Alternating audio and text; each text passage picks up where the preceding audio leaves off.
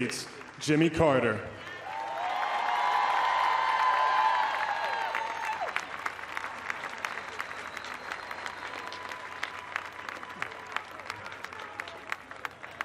Well, I'm greatly honored to be here, and I realize that most people know that it's highly unlikely that any of us three over on my right would have served in the White House or be on this platform had it not been for Martin Luther King Jr. and his movement and his crusade for civil rights.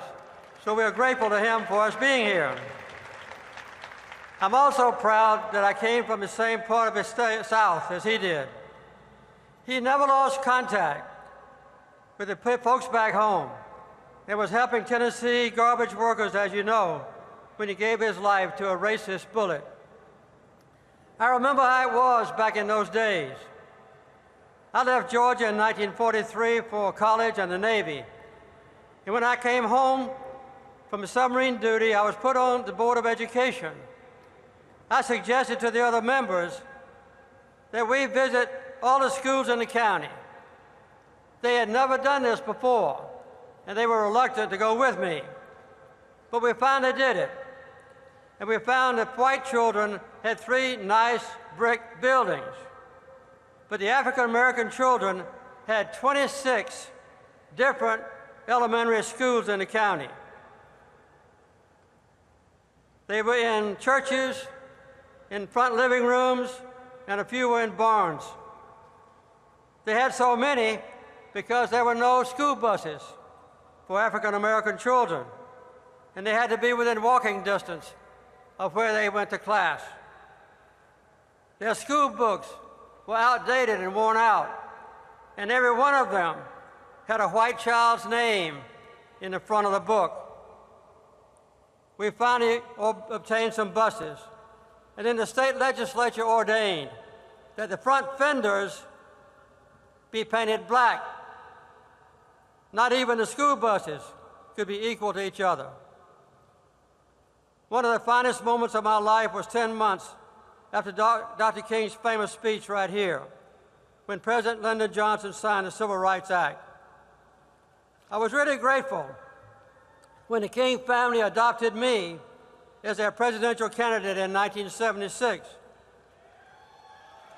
Every handshake from Dr. King, from Daddy King, every hug from Coretta got me 1 million Yankee votes. Daddy King prayed at the Democratic Convention for quite a while, I might say. And Coretta was in the hotel room with me and Rosalynn when I was elected president.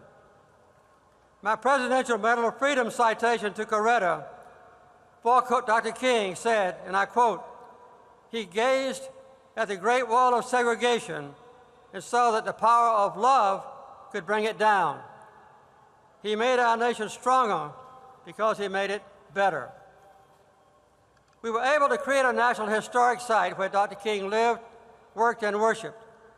It's next door to the Carter Center, linked together just by a walking path. And at the Carter Center, we try to make the principles that we follow the same as his, emphasizing peace and human rights. I remember that Daddy King said, "Too many people think Martin freed only black people. In truth, he helped to free all people." And Daddy King added, "It's not enough to have a right to sit at a lunch counter if you can't afford to buy a meal."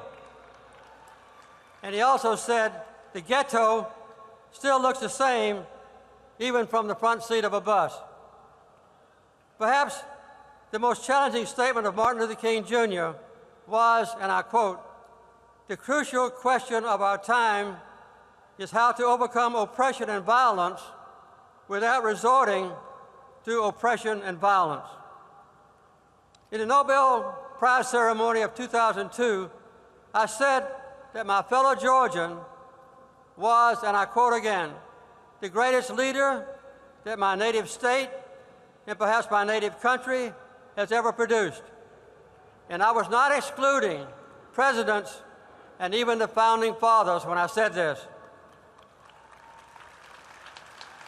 I believe we all know how Dr. King would have reacted to the new ID requirements to exclude certain voters, especially African Americans.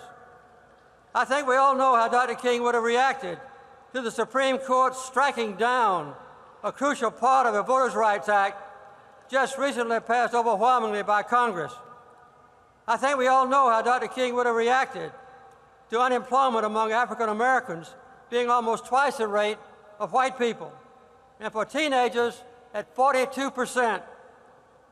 I think we would all know how Dr. King would have reacted to our country being awash in guns, and for more and more states passing stand your ground laws. I think we know how Dr. King would have reacted for people of District of Columbia still not having full citizenship rights.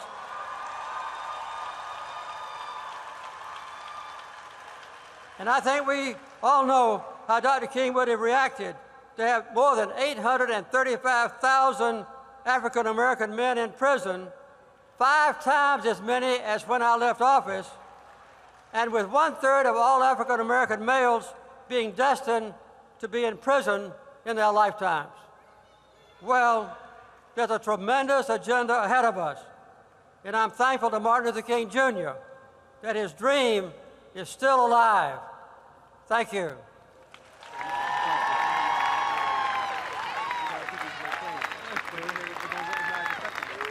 And now,